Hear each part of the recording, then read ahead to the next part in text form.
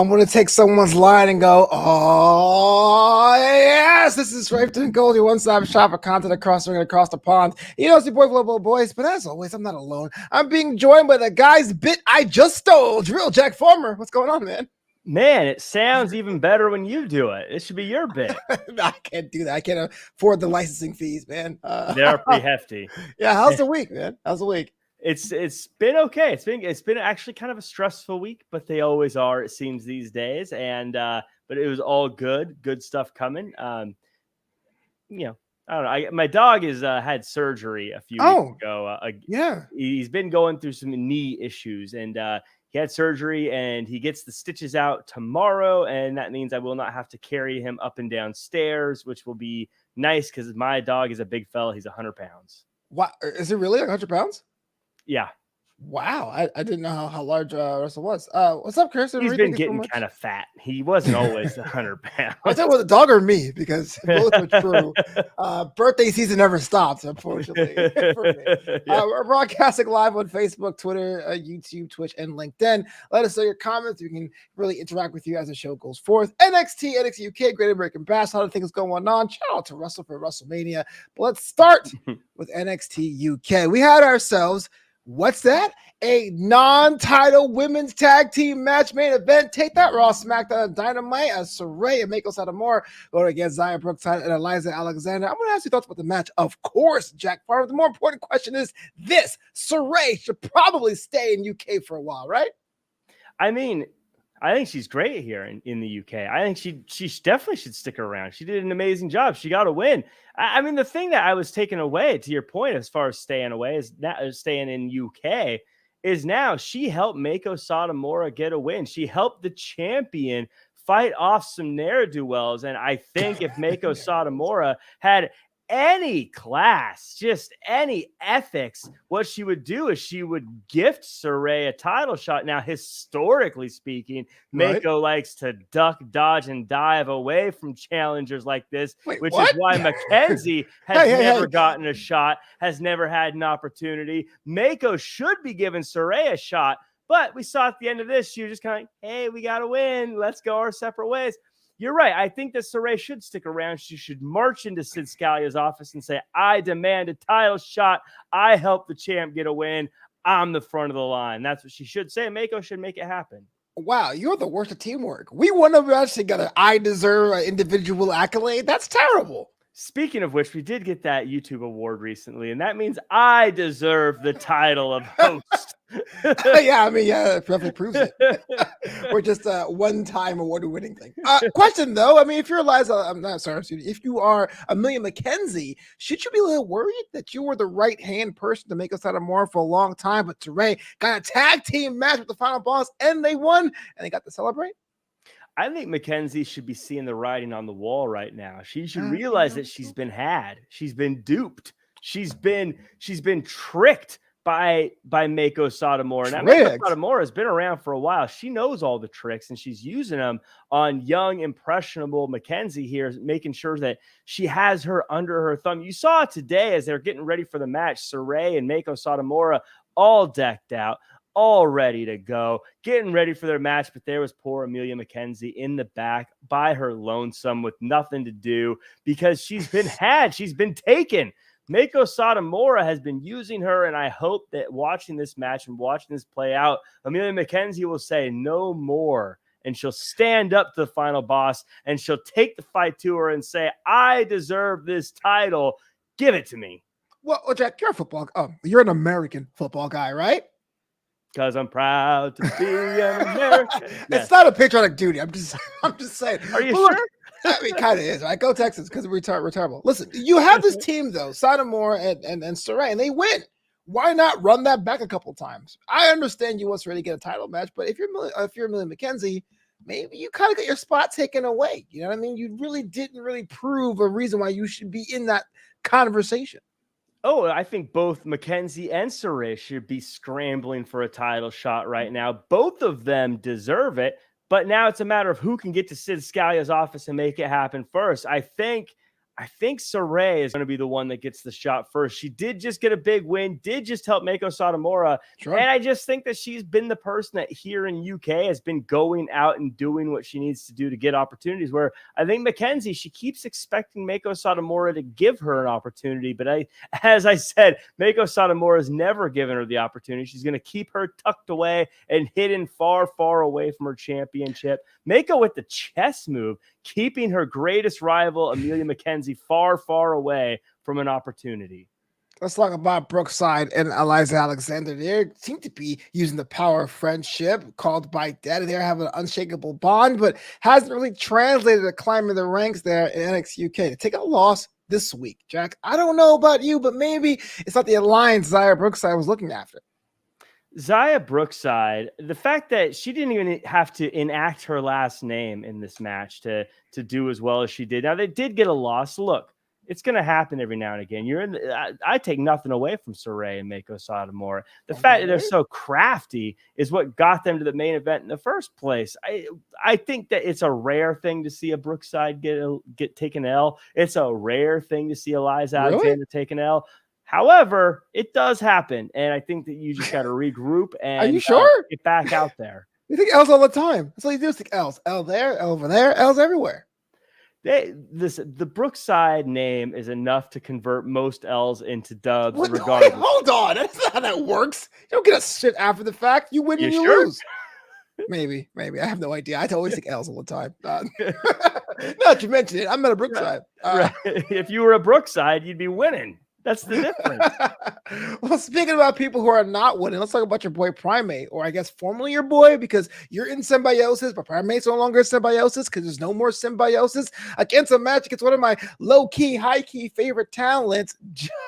What? Josh Morrell? Josh Morrell? What a match! Josh Morrell with the code red. This guy is on fire, Jack Farmer. This must have been such a hard match for you to see come to an end. It must have been very tough to see the result of this match. It must have been hard for you to swallow this pill, because what happened is I was proven right. I said it weeks ago.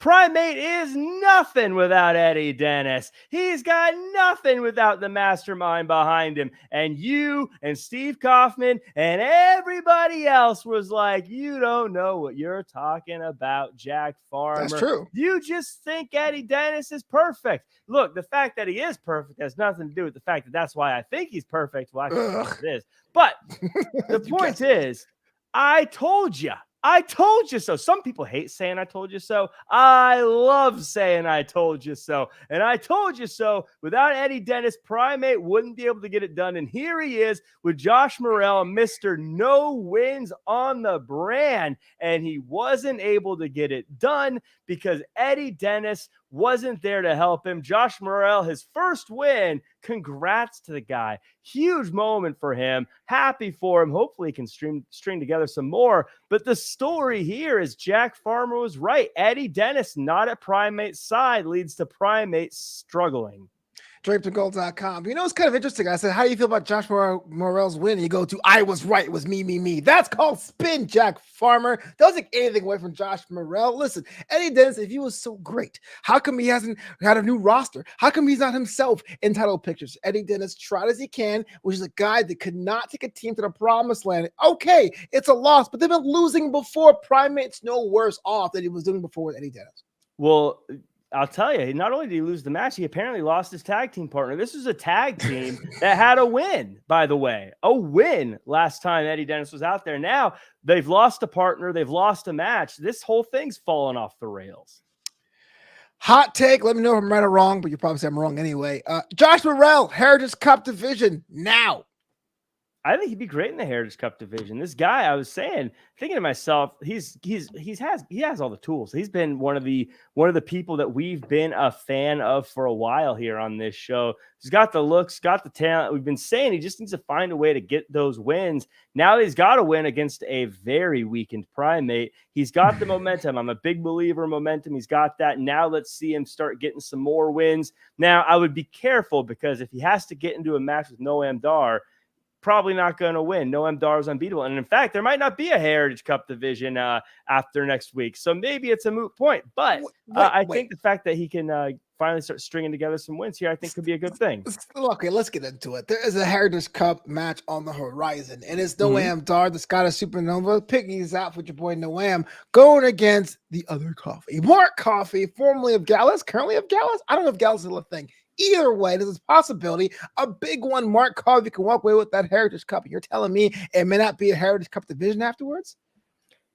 Noam Dar said after he wins, he's going to retire the Heritage Cup Championship. And he's going to win. I mean, the odds, the fact that Shaw Samuels is given such odds on this match tells you what this match is going to look like. The fact They're made up. 100-1 odds tells us that this is going to be a match that Noam Dar is going to win handedly. I put all my money on Noam Dar. I put it all on him. I'm right there. I was first in line. I was the only one in line. Surprised. I don't understand why, but I was there. Yeah, I could. I felt like a Brookside. I was right to the front of the line, and I was there, and a Davenport right to the front of the line was the callback. I got the name wrong, but you still get the joke. But I was right there, and I put all my money down on Noam Dar. I got to say, though, Gallus is gone. Gallus is done. No. And you know, God, that was dumb. I apologize. It was perfect. It's all perfect. The reason Gallus is gone is because everyone's successful. Gallus was the giant anchor holding these talents down, and now we look and we say, Gallus is gone, and Mark Coffey's got a Heritage Championship shot against Noam Dar. Wolfgang, a potential shot against the champion, Dragunov. I mean, this is all stuff that's going their way because now there's not that big ankle weight slowing them down, holding them down. Mark Coffey is more dangerous than ever without Gallus. Gallus is gone, I say.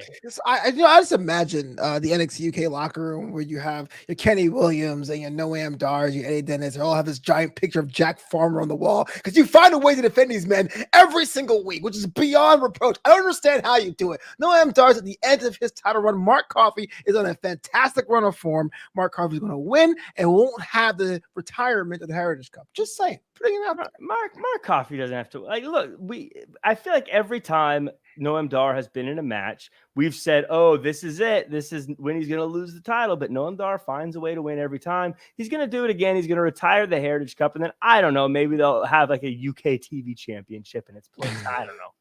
You say it's so terrible. Oh, UK TV championship, the licensing fees, whatever. I'm just saying, Heritage Cup's here to stay. Just putting it out there. They'll have an all Pacific championship.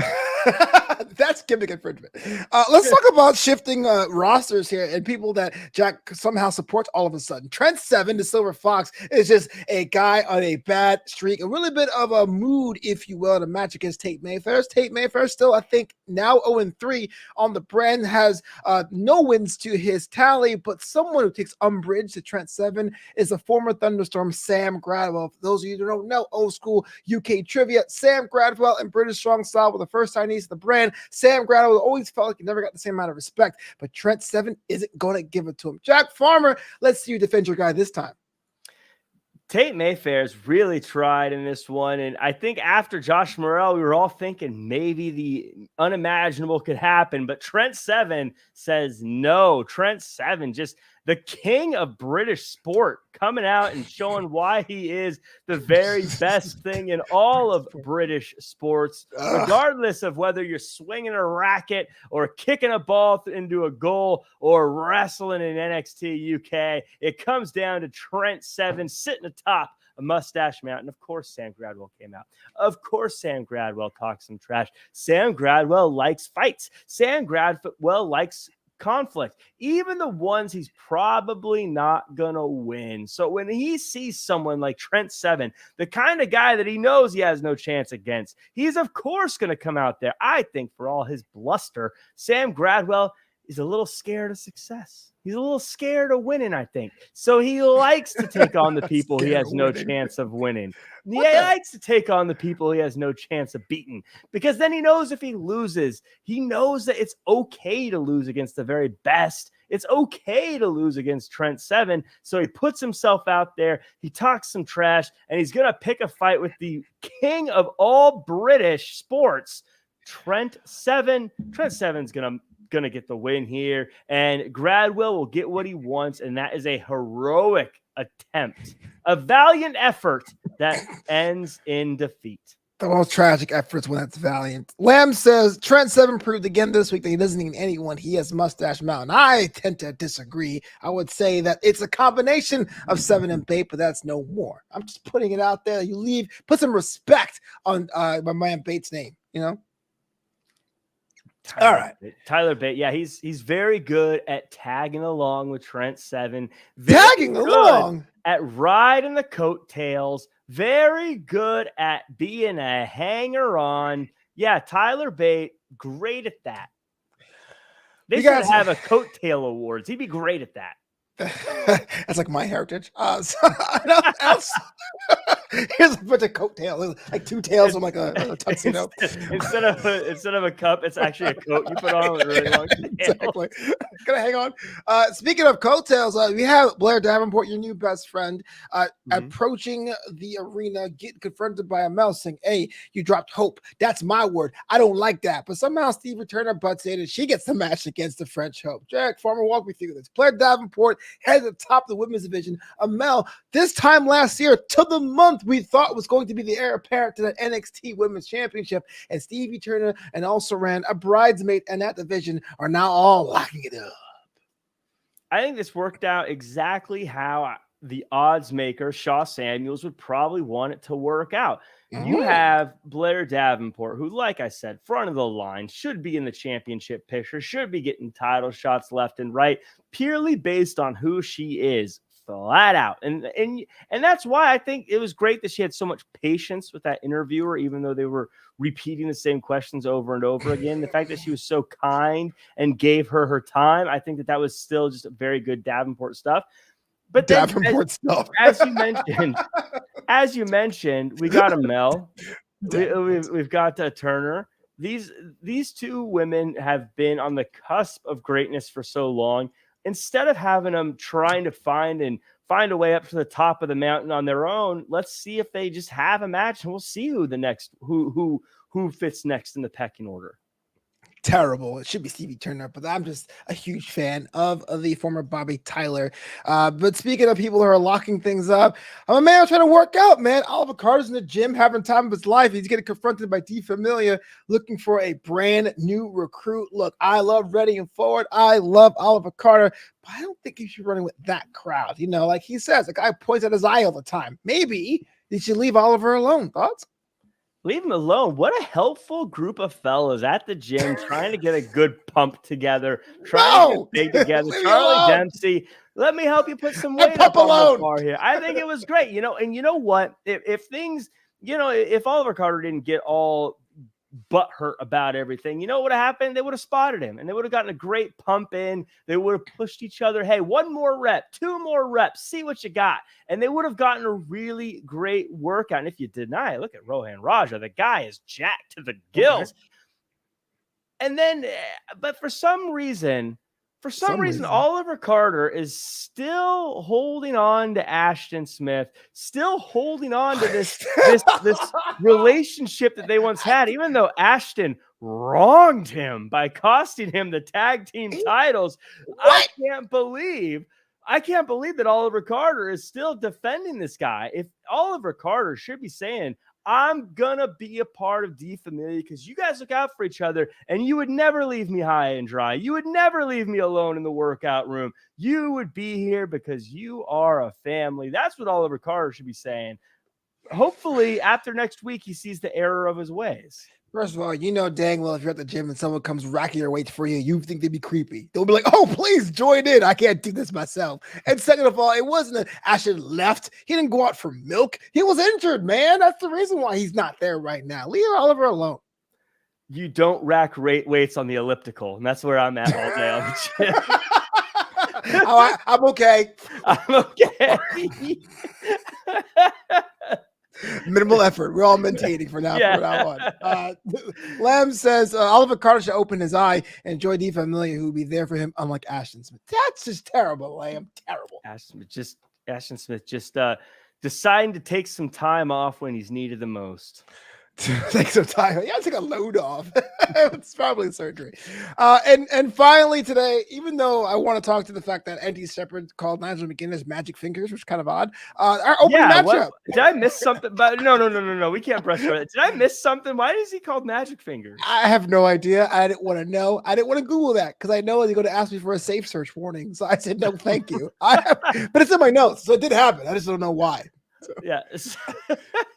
Andy Shepard, you got to explain that. Why'd you call him magic fingers? So our opening contest, this is a little less creepy. Tiger Turan against Kenny Williams. Kenny Williams is thinking that he's possibly in the ring with Amir Jordan. Sure, Tiger Turan has the same build as Amir. Sure, he has the same size, speed, move set, scar around his shoulder like Amir Jordan had shoulder surgery. But you and I both know, Jack, they're two different people, right? Tiger Turan is just the most disrespectful, untrustworthy liar of a person you could ever come across. What? He rolls up Kenny Williams when Kenny Williams is clearly explaining things to him, which is a dastardly and dirty move to begin with. What, Jack? But otherwise, Tiger Turan clearly is Amir Jordan.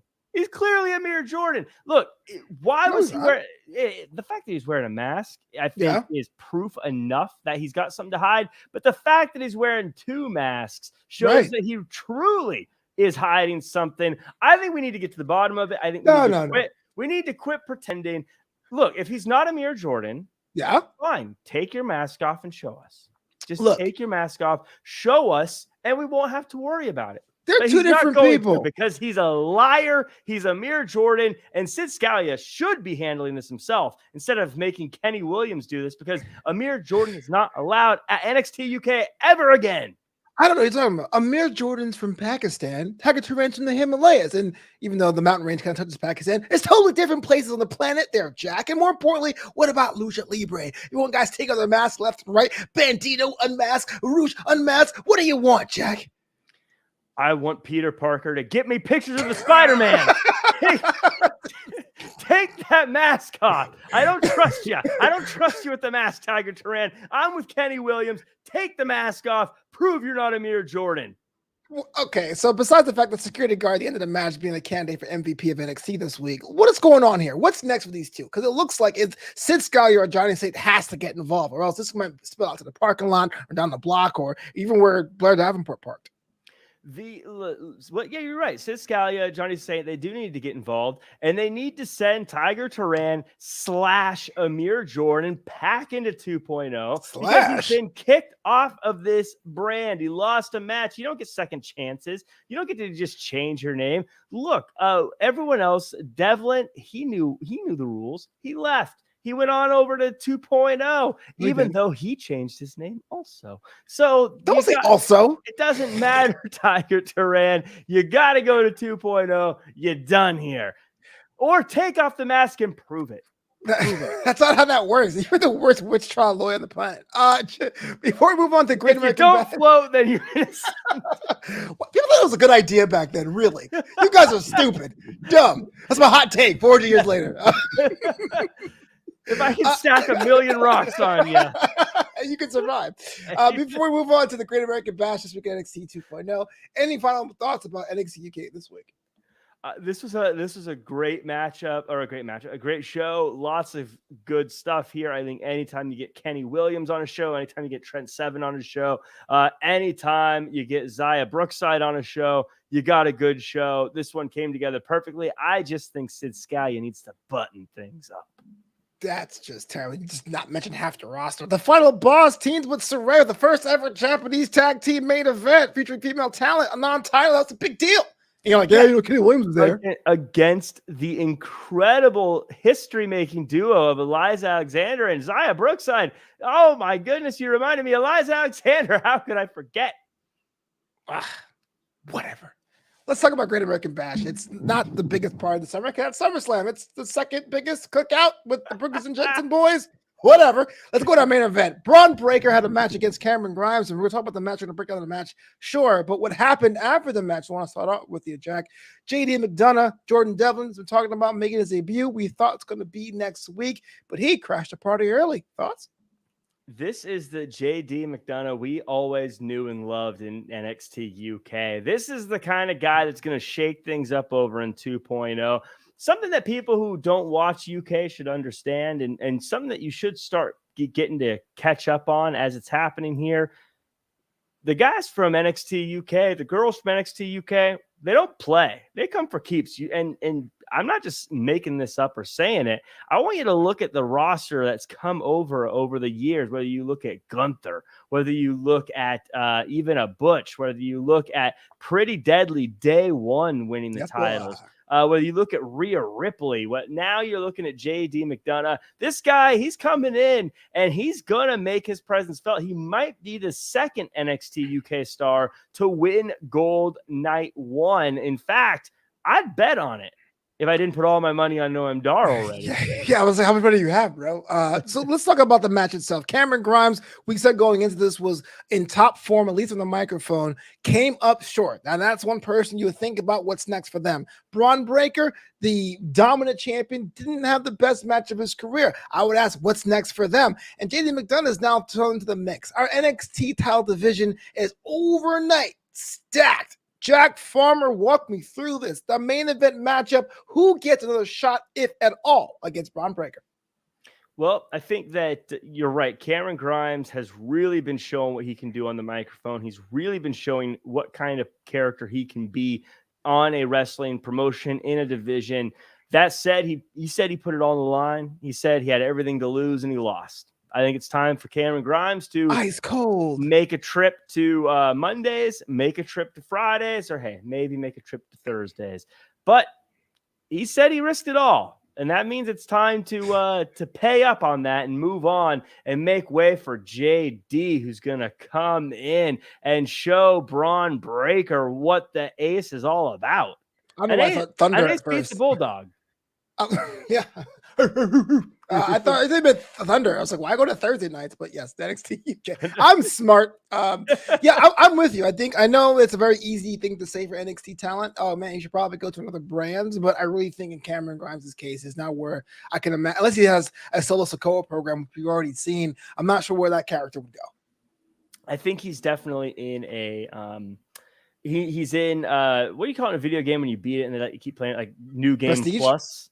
Prestige, yeah, prestige mode. Yeah, he's definitely he's done it. I don't know if there is now. He'll have great look if he stays in NXT 2.0. It'll be great. He'll have great matches. He'll have great rivalries. It'll all be great stuff. But it'll also feel like it's not extending who he. It's not growing who he is. You know, like I would love to see Apollo versus Cameron Grimes. I'd love to see the Creed one of the Creed brothers versus Cameron Grimes or whoever.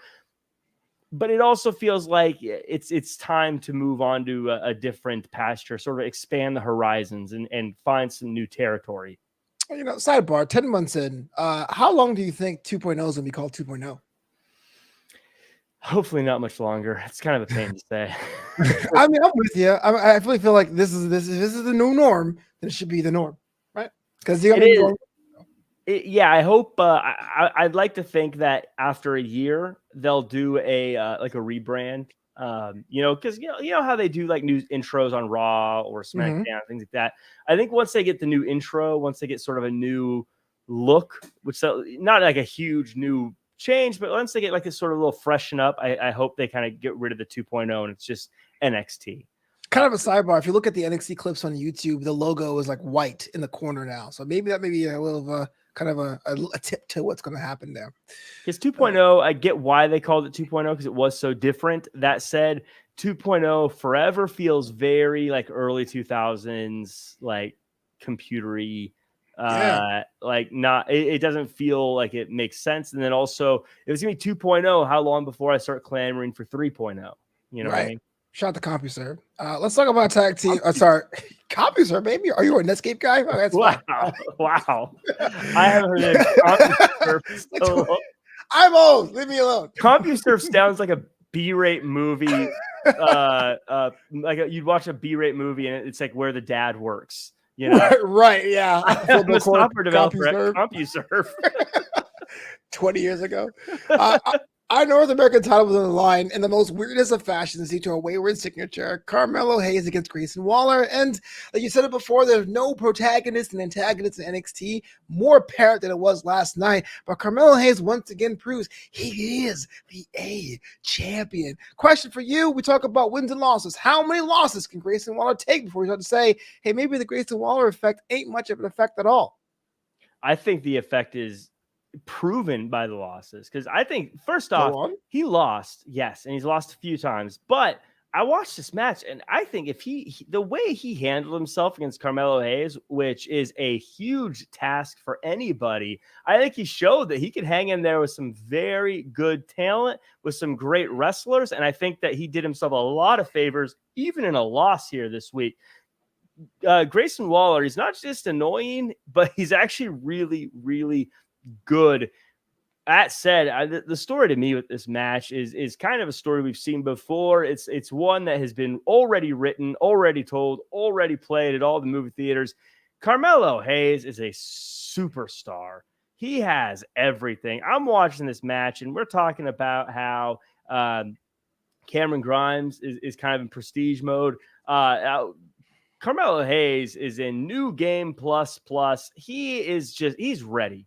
He's ready. If you told me tomorrow, if you said that right now or tomorrow morning, if the Ringer Masked Man came out and said, breaking news, Carmelo Hayes has dropped the North American title, he'll be debuting on Friday Night SmackDown, I would say, perfect. Right. Perfect. It's time. It's ready. He's ready. He is so ready. He feels like, and there's a few people, I might repeat myself on this one, this episode.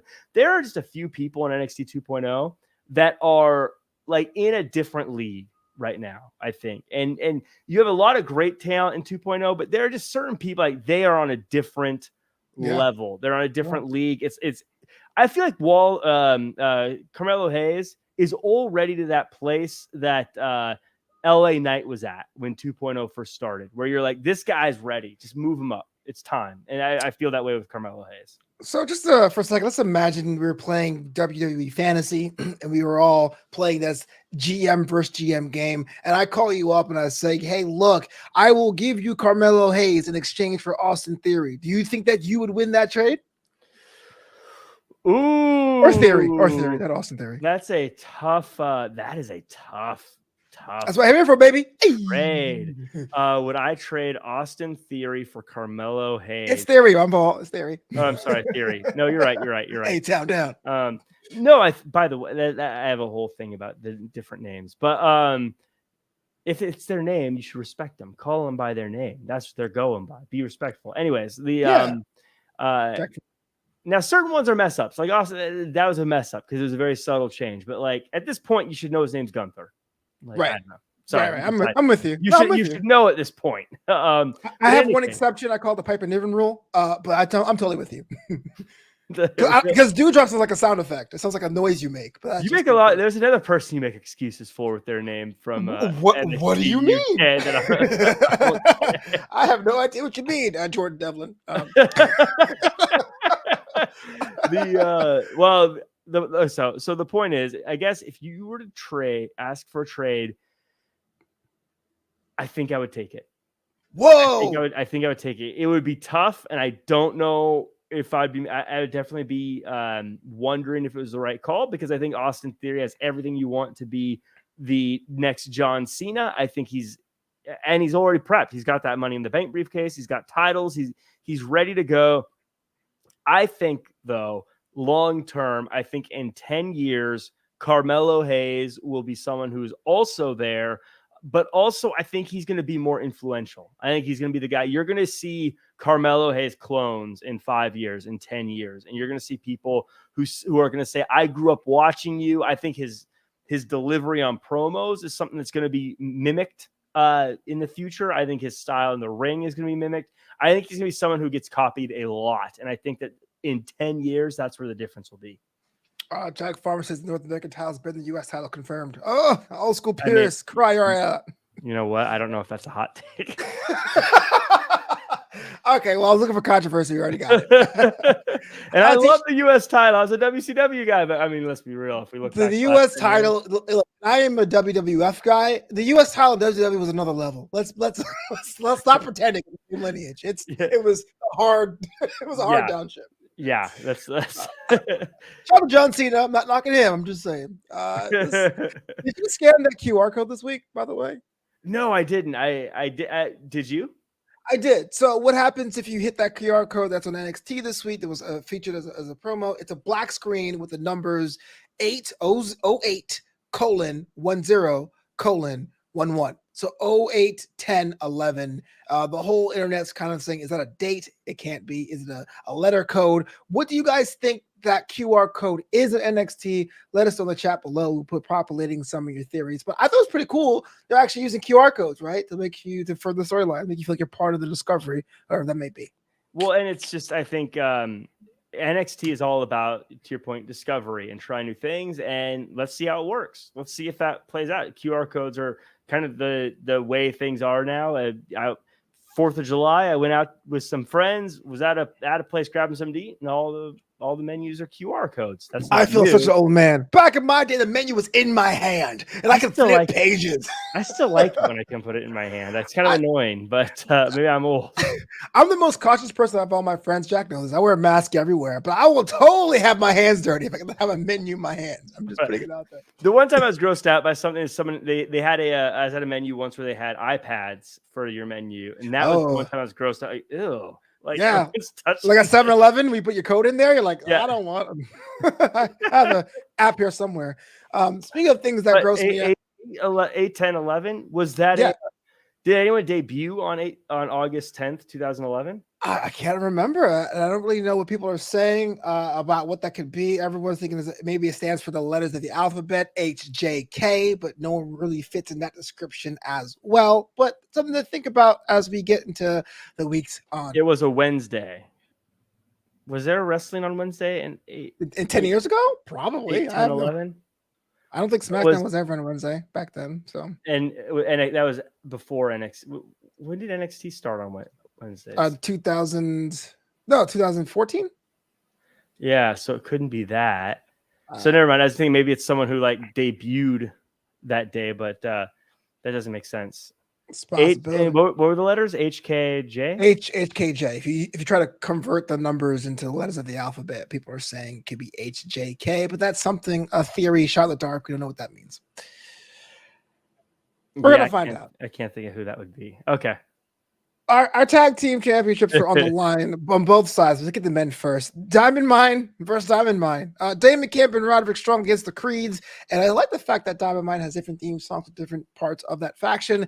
But it was the Creed brothers, daddy. They found their way to retain, but Roderick Strong is not a fan of the result. Jack Farmer, it looks like Diamond Mine's been imploding for seemingly forever. Will it happen, or is blood thicker than water?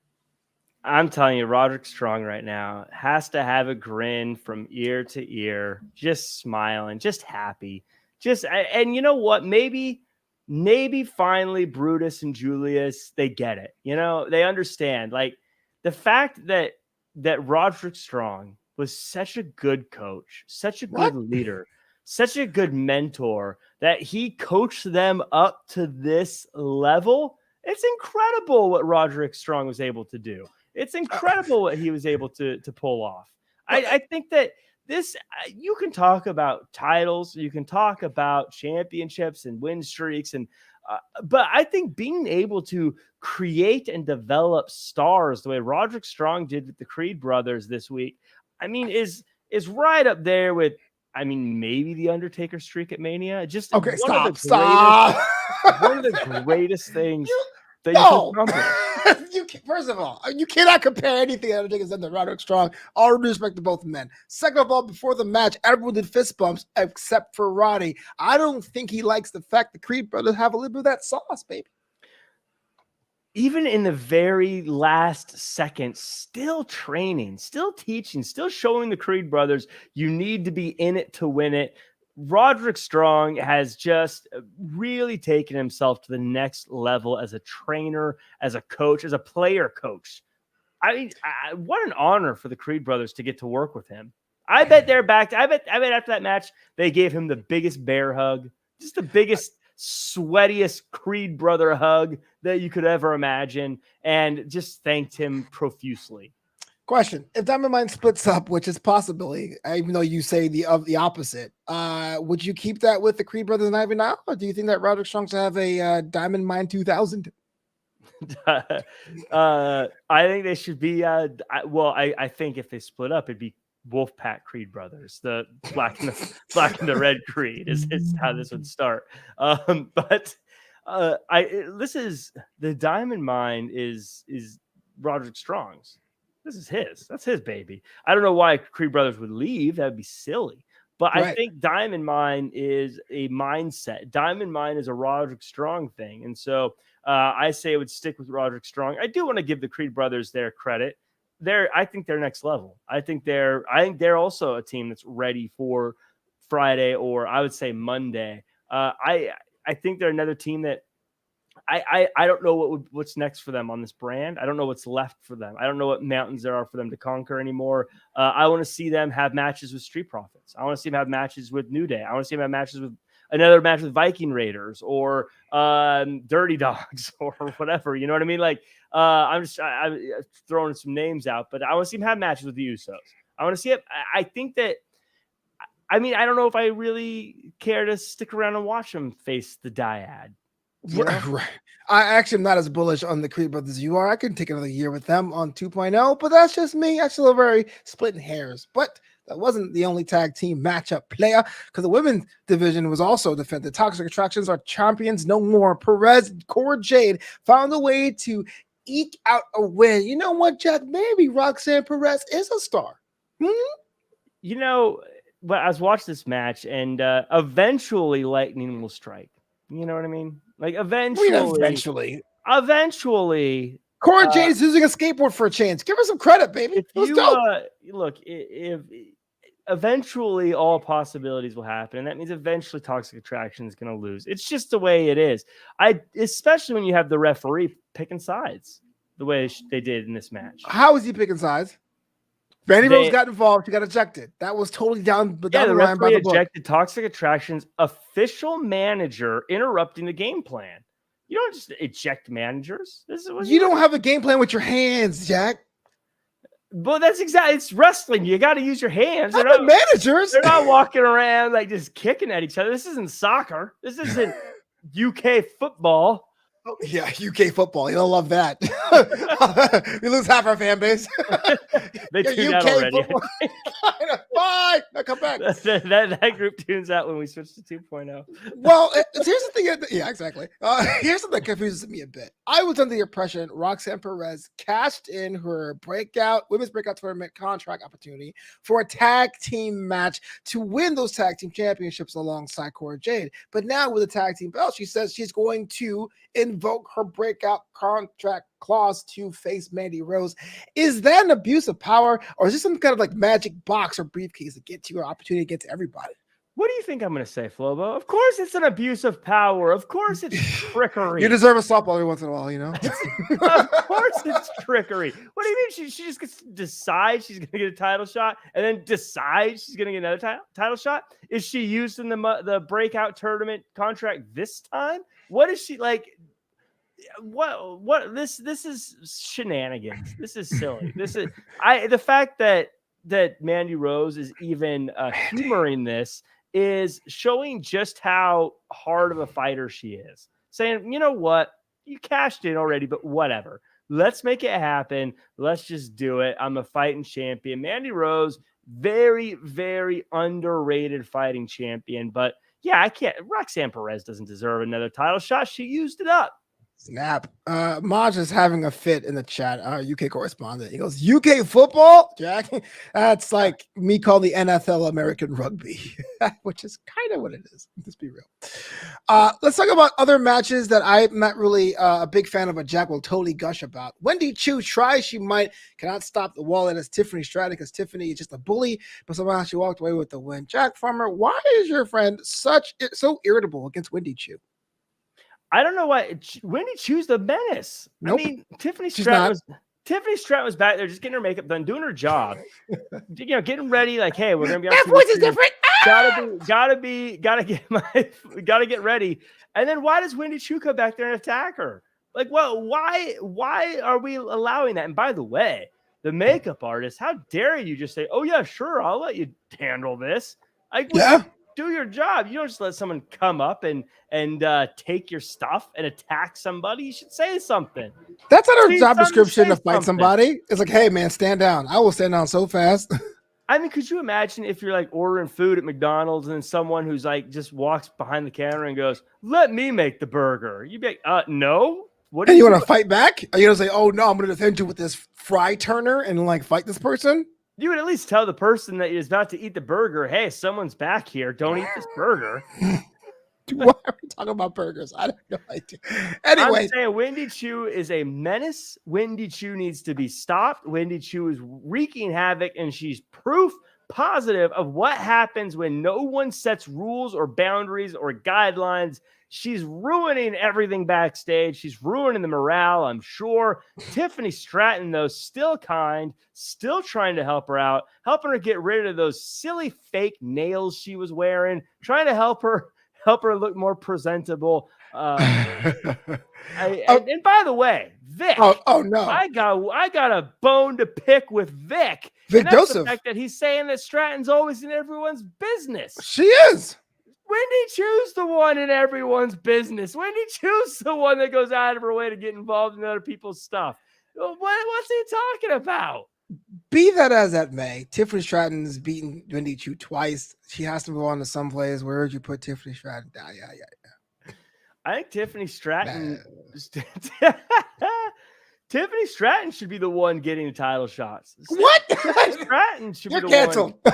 She should be the one getting title shots. She should be the one getting tag team title shots. I mean, the hardest part about her having a tag team championship match, though, would be narrowing down all of her friends and picking someone to be her partner, because she's got so many. It's like when someone gets married and they can't pick a bridesmaid. There's too many best friends. That's Tiffany Stratton's problem.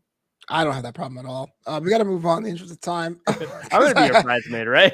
Yeah, please, Jack, please. It's a form-fitting dress. So Wesley with new intro, it looks like, against Trick Williams in a match I don't think was previously announced, but maybe it was. Why not? Trick Williams, though, look a little different. A little bit of boxing flair with Carmelo being the cut man. I even know the shenanigans are about how the match was won. It looks like Trick Williams can fend for himself, and Wesley has handled another L. What happens next for these two men? The only surprising thing here is that so many people doubted Trick Williams. You think you could hang out with someone as good as Carmelo Hayes and not learn a thing or two? Take note, Mako Satomura, by the way. If you hang out with someone who's that good, you're supposed to be getting better. That's the way it works. And so when Trick Williams came out here paying homage to the great one, the greatest, Muhammad Ali, it didn't shock me at all that he was able to float like a butterfly, sting like a bee, and get the win over Wesley. Wesley's great, but I mean, come on. Did you rhyme on purpose? Guy. Did you rhyme on purpose? Nope, just happened. I hate it even worse. Okay, fine. Wesley, though, I mean, here's someone that I always saw as half a tag team, but today or this week, it felt like he can have a really solid run as a solo competitor. But he has to stop like picking fights with people who are just minding their business. Oh, Wesley needs to stop picking. Yeah, him. Yep, Trippy Stratton does too. But hey. Well, I agree with you. I like Wesley. I think he's done a lot of really good stuff. But you're right. I think he needs to quit making things personal, quit letting personal things get in his way. He had a lot of stuff in the past he needed to get through. He had a lot of emotional baggage, we'll say, he needed to deal with, but he needs to give that up and move on and start looking for titles. He needs to start looking for wins. He needs to start figuring out the path to championships. And that can sometimes be tricky to navigate. And I don't know if he'll be able to do that part, but I think he needs to start getting wins and worry less about his emotional side of things and worry more about the statistical win side of things. Get Kiana James in here. She'll help him out. Oh yeah, that's a deep cut. Trick, because people are like, who? Oh yeah, Chase. Dylan Matthews says Trick Williams thought Wesley had something in his eye, so Trick was being a good sport and just lubing his hands up with alcohol to make sure checking out his competitor. It was a water bottle, Flobo. It was a water bottle that smelled like rubbing alcohol. That's what our commentator said. No, I don't think Vic Joseph knows what alcohol smells like. Rubbing alcohol. He should. You got to make sure you clean your wounds, man. That's how you prevent an infection. Has Vic Joseph ever had a wound? I don't think so. Baby, you wear glasses? Okay. So I got some questions for you, Jack. You help me out with this because I was watching this NXT. Things was coming up. Maybe you're way more smart than I am. Well, yeah. All right. Well, Tony Angelo's family put Santos Escobar in the hospital, but Electra Lopez increased the business at the port by 18%. So net positive?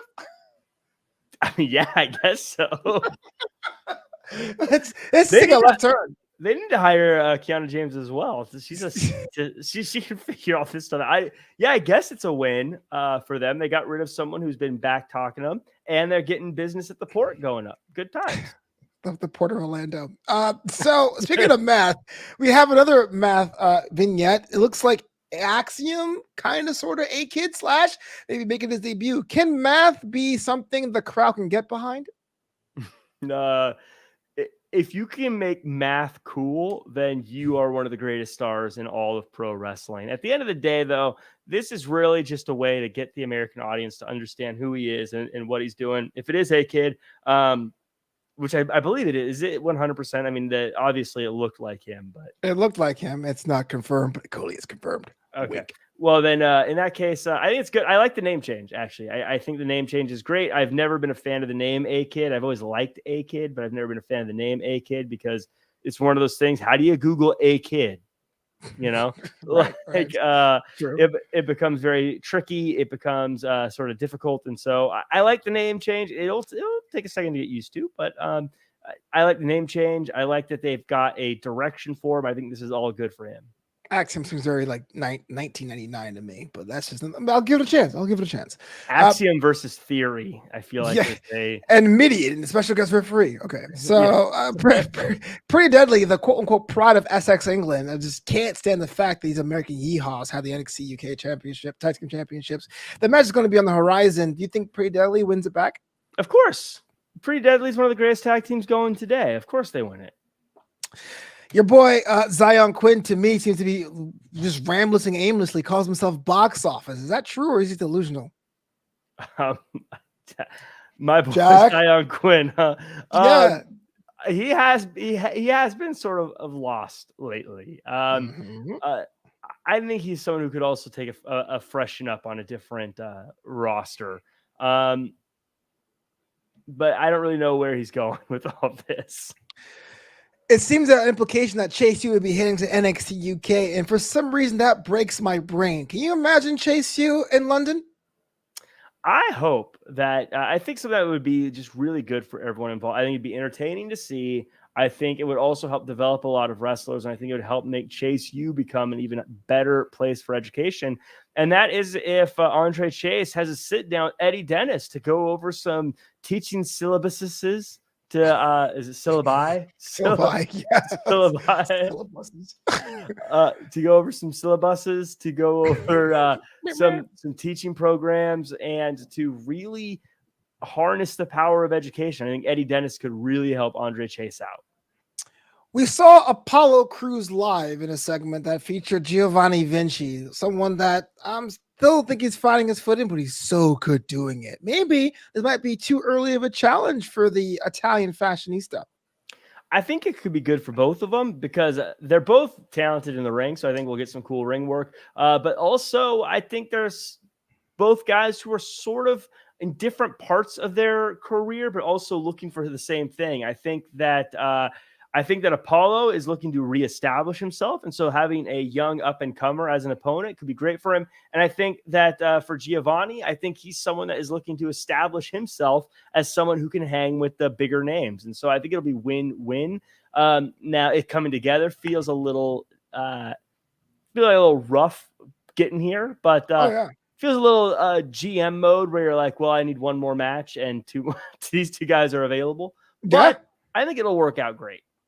Really? I don't know, man. I feel like one of these guys will be stopped short, but maybe I'm just the old funny down to you, like long-term booking, like all those like curmudgeons out there. Oh, well, one of them may be stopped short, but I think one of them will end up getting a good boost in the end.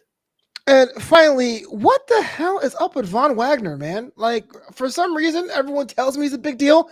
Mr. Stone only aligned himself with a big deal. Sophia Cromwell thinks he's a big deal, but Solo came and made him look like an absolute chump. That's right. I said it. Solo Sikoa is intimidating, isn't he? Like It's the beady eyes. when he gets that like he's gonna kill you mode, it's very intimidating. Well, what happened to Boa? He killed him. We've never seen Boa since. It's been months. and Boa stood up to him pretty good. He still never came back from it. But yeah, I think that Solo Sikoa right now has a higher ceiling than Von Wagner, just because of the work that Solo Sikoa has been putting in. Where I think Wagner traveling back and forth across the Atlantic has not been very good for getting him momentum. Even though he's been getting the wins, it's kind of been stunting some of his development. Will Von Wagner be a gatekeeper on 2.0, you think? Or we're just waiting for him to hit that next gear? I sort of feel like we're waiting for a call-up for him. I think we're waiting. I think that he is he reminds me a little bit of that college athlete that is going to make it to the NFL or to the NBA. And so their senior year, they don't play as hard because they don't want to get hurt. Yeah. Because they know they're getting drafted one way or the other. They know they're going to be a top draft one way or the other. So I kind of feel like he's playing like he doesn't want to get hurt. That's what I'm getting from him right now. That top draft doesn't really mean anything. Didn't Tom Marinovich beat Brett Favre in his draft class? But that's a very deep cut for old people like myself. Yes, that is very Robo QB.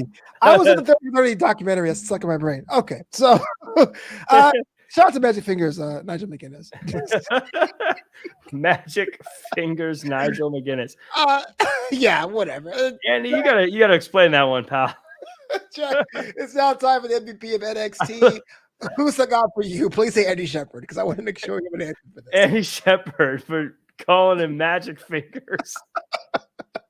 I was like, no, my real answer is I'm going to steal yours. Josh Morrell.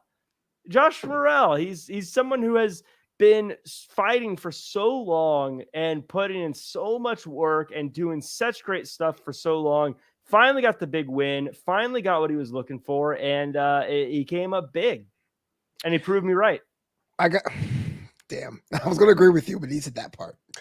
Yeah, I'm with you. Is that when you watch these shows and we recap them, it's very easy to get not jaded, but easy to watch these shows like a journalist would and take the notes. But every so often you get a match that goes, oh, some people call it marking out. Some people have it enjoying the moment. I think I enjoyed the moment most with Josh Morrell. So you're absolutely right there, Jack Farmer. Before we wrap the show up, just got to remind you guys that on Thursday, July 28th, we will be celebrating 100 episodes of Draped and Gold. We're doing absolutely nothing for it, but still come out and tell a friend about it, please. We want to be able to celebrate with you because you guys make this show a possibility and reality.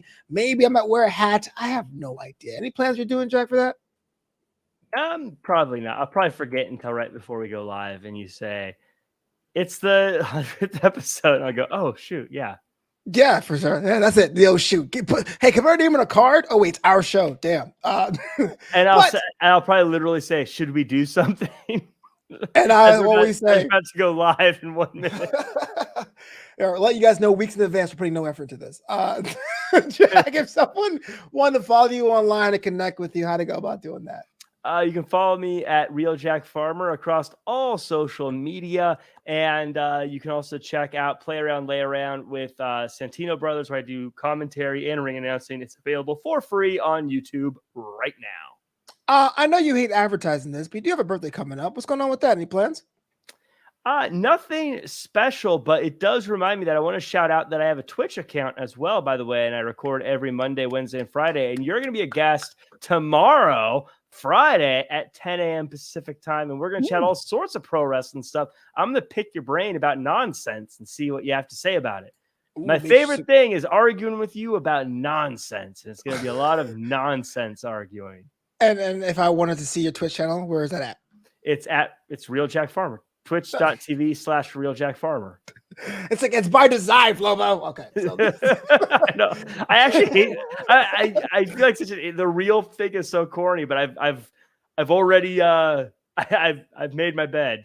You gotta lean in, man. DrapedGold.com, Flobo Boyce at Twitter, at FloPizza on Instagram. And as I approach a year of its release, Graduation Day still available wherever you get your fine books, or just Amazon.com, really. Graduation Day written by yours truly, advice for the college age person to meet. Because if you're a wrestling fan, almost everything goes back to professional wrestling. Let's be real about that. It really does. Yeah, it does. Be back next week for episode 98. Can you believe 98 episodes of the show? That's just nuts. But until the next time, Jack Farmer, please say the words. Do your best and be yourself.